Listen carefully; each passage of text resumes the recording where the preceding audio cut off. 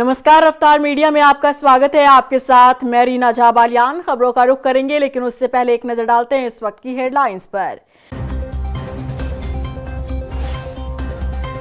कांग्रेस नेता पूर्व सीएम हरीश रावत को आई गैरसैंण की याद। धामी सरकार को दिया सुझाव, दून की जगह गैरसैंण में विशेष सत्र करवाए सरकार। किच्छा विधायक तिलकराज बेहड़ ने अनाज मंडी का किया निरीक्षण, सुनी किसानों की समस्याएं, सरकार से दिखे नाराज, कहा धान खरीद को लेकर गंभीर नहीं है प्रशासन, अब वो करेंगे प्रदर्शन। दीपावली के मौके पर खूब हुई आतिशबाजी, अब लोगों को हो रही सांस लेने में परेशानी। 254 पहुंचा दून शहर का AQI।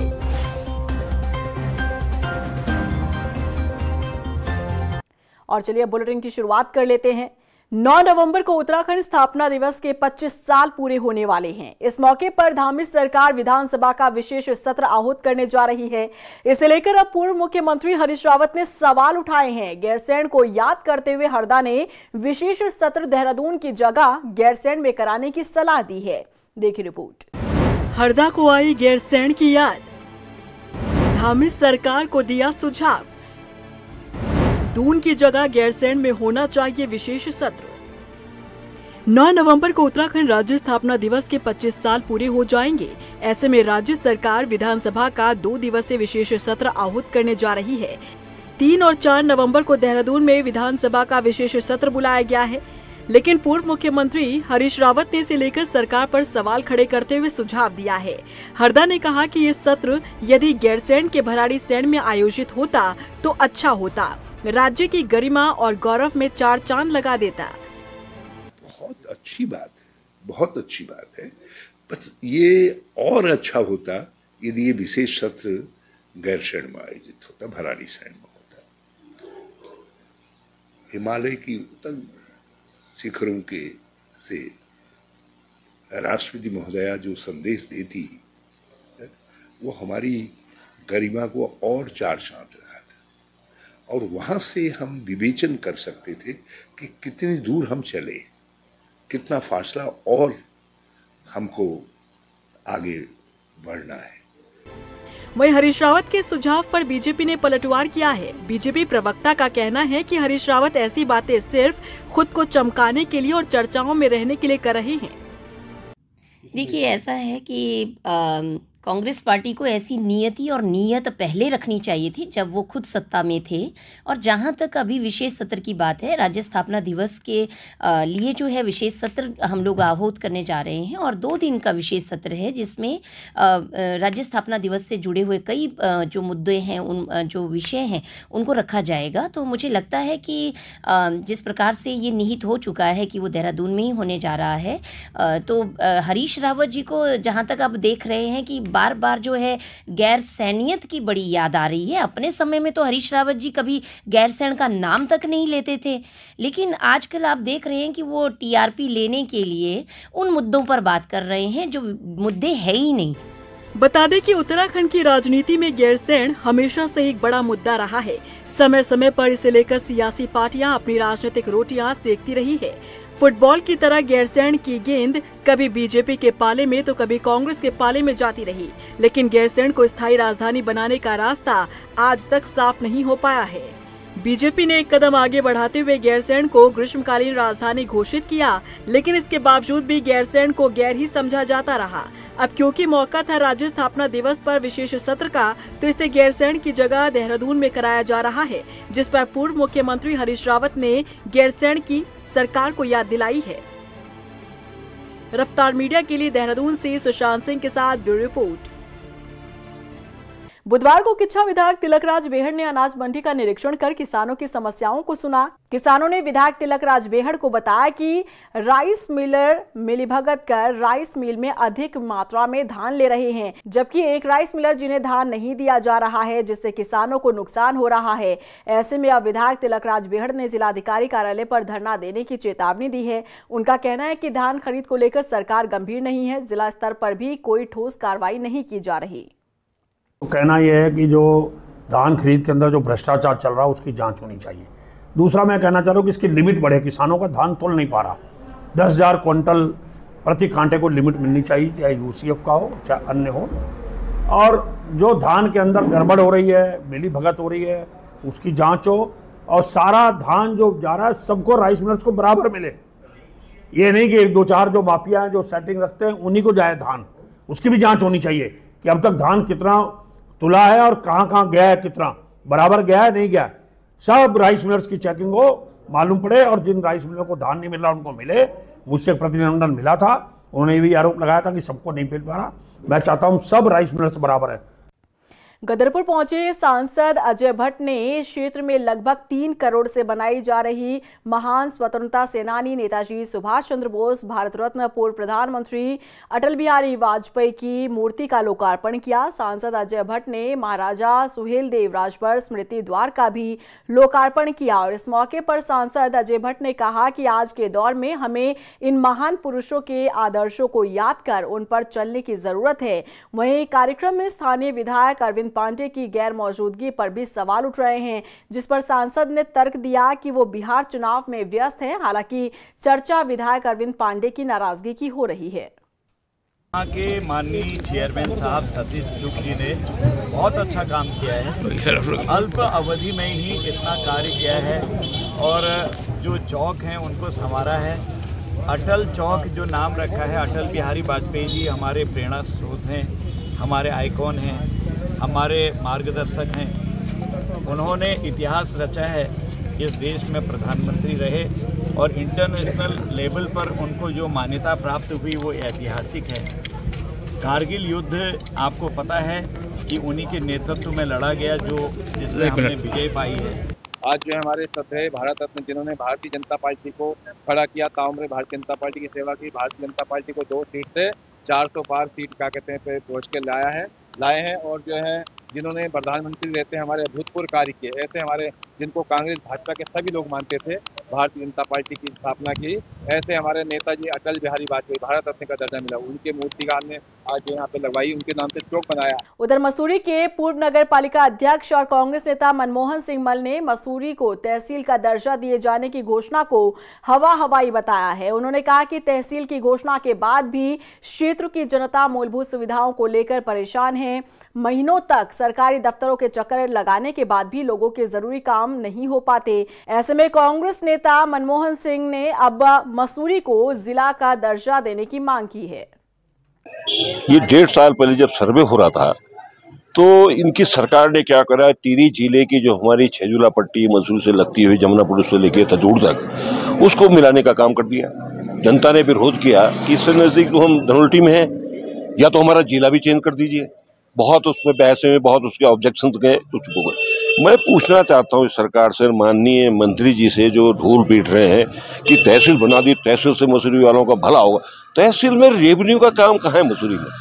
आप 2 ग्राम सभा भट्टा कैलकुली अगर मिला दोगे उसका कितना काम है? और कहाँ आपके पास जगह है, कहाँ आपका भवन है? भवन बना नहीं है। तहसीलदार, नायब तहसीलदार, पटवारी आपके नहीं नियुक्त हुए हैं, एसडीएम परमानेंट नहीं हो पाया है अभी तक। ये तहसील बनेगी कहाँ? एक दिन मेरे कोई कह रहा था कि तहसील जो है जो पार्किंग है उसमें बना देते हैं, एक दिन कह रहा है कि वो टाउन हॉल जो है उसमें तहसील बना देते हैं। अरे तहसील का प्रारूप देखिए, तहसील की परिभाषा पढ़िए, पहले तहसील का इतिहास पढ़ो पहले कि तहसील के अंदर क्या क्या आता है और कितना बड़ा क्षेत्र उसमें होना चाहिए। दीपावली के मौके पर लोगों ने खूब आतिशबाजी की, जिसका असर देहरादून समेत कई शहरों के एयर क्वालिटी इंडेक्स में देखने को मिला है। प्रदेश के कई क्षेत्रों में एयर क्वालिटी कैसी रही? Pollution control board air quality को बेहतर करने के लिए क्या कदम उठा रहा है? समझिए इस रिपोर्ट में।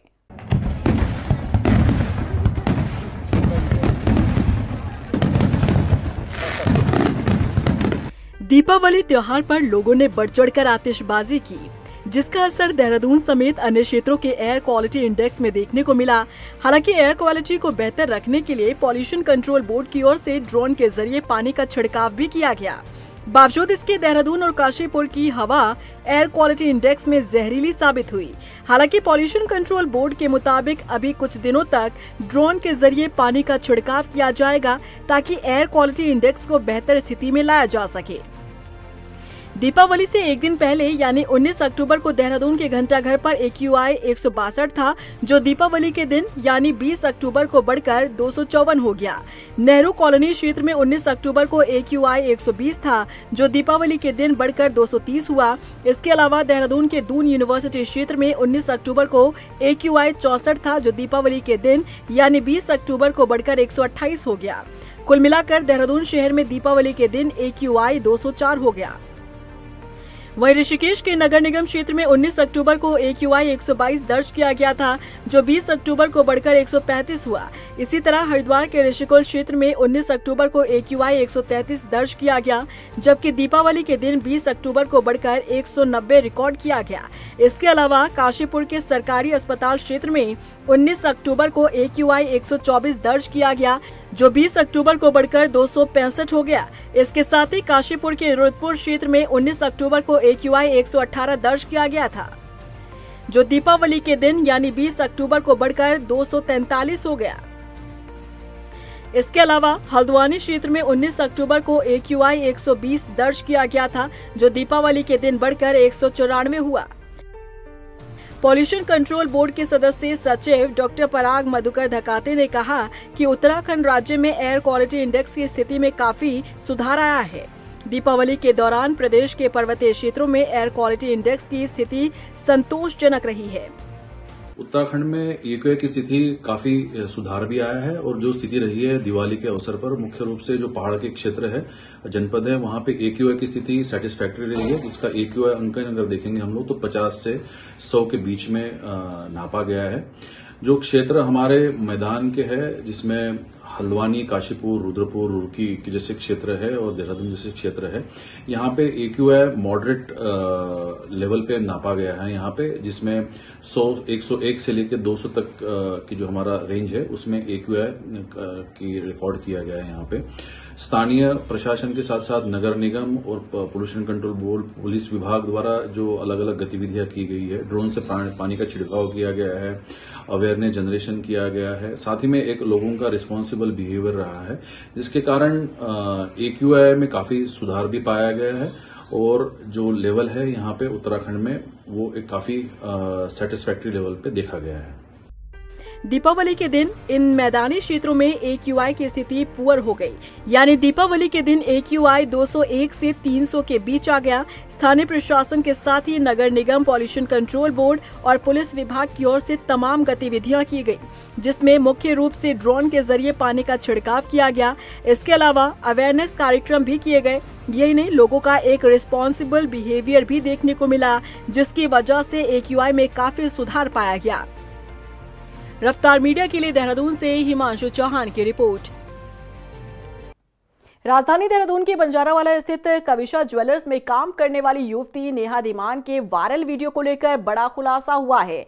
ज्वेलरी शॉप के ओनर ने बताया कि युवती उनकी शॉप पर पिछले 6 महीने से काम कर रही थी और इस दौरान उन्होंने महसूस किया कि दुकान से कीमती जेवर गायब हो रहे हैं। मामले की हकीकत जानने के लिए उन्होंने दुकान के CCTV फुटेज को चेक किया तो पूरे मामले से पर्दा उठा और नेहा ने भी अपनी गलती को स्वीकार किया। उन्होंने बताया कि युवती के साथ सहारनपुर का रहने वाला एक युवक भी मिला हुआ था। ओनर की माने तो सामान की रिकवरी का दबाव बनाने के बाद युवती ने शहर से भागकर ये फेक वीडियो बनाया, जो सोशल मीडिया पर वायरल हुआ। हालांकि पुलिस भी इस पूरे मामले की जांच कर रही है। एक्चुअली इस लड़की को हमने अपनी शॉप में रखा था। एक्चुअली 5 महीने पहले इसको हमने अपनी शॉप में रखा था और ये यहीं पे हमारे एक परिचित हैं, उनके यहाँ पे रेंट पे रहती थी, तो उसके बिहाफ पे हमने इसे रखा। इसका पूरा पंजीकरण हुआ है, सब कुछ कंप्लीट हमने वो करा के इसको रखा गया है यहाँ पे शॉप पे। उसके बाद इस लड़की ने क्या करा, हमारे यहाँ कुछ एक्टिविटीज़ ऐसी हुई कि जिसमें हमारे कुछ आर्टिकल्स गायब हुए। उस पर हमने काफ़ी मतलब सर्च करने का वो देखा, उसके अंदर कैमरा चेक करे। रिसेंटली क्या हुआ, इसने एक आर्टिकल था जो कि थोड़ा मेजर आर्टिकल था, वो हमारे बॉक्स में था, तो बॉक्स से इसने वो चीज़ चोरी कर ली, गायब कर ली उसके अंदर से। तो पूछने पे पता लगा कि यार कि ये तो पहले से ही खाली था, ऐसा बताया इसने। फिर हमने उसको चेकिंग करी, कैमरे में पूरा चेक करा, जिसकी वीडियो हमने शायद उस पर है हमारे पास, उसमें अवेलेबल है, और उसमें इसको पता लगा कि इसने चुराया है वो चीज़।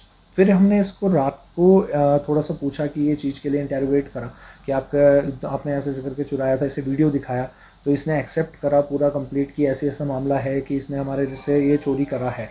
मंगलौर के लंढौर में पुलिस ने गन्ना कोल्हों पर निगरानी बढ़ा दी है। टीम गन्ना कोल्हों पर छापेमार कार्रवाई के दौरान व्यवस्था को जांच रही है। वहीं नियम न मानने वालों पर गन्ना कोल्हू मालिकों पर भी एक्शन लिया जा रहा है। कोल्हू में रबर, प्लास्टिक और कपड़ा सप्लाई करने वाले वाहनों को भी सीज किया जा रहा है।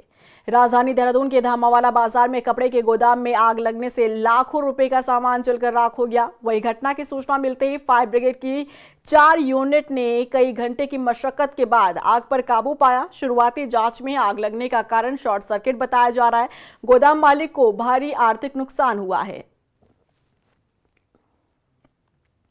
रुड़की के पिरानकलीर थाना क्षेत्र के तेलीवाला गांव में 2 पक्षों के बीच हुई झड़प के बाद क्षेत्र में तनावपूर्ण माहौल देखने को मिला। वहीं मामले को शांत करने के लिए क्षेत्र में अतिरिक्त पुलिस बल को भी बुलाया गया।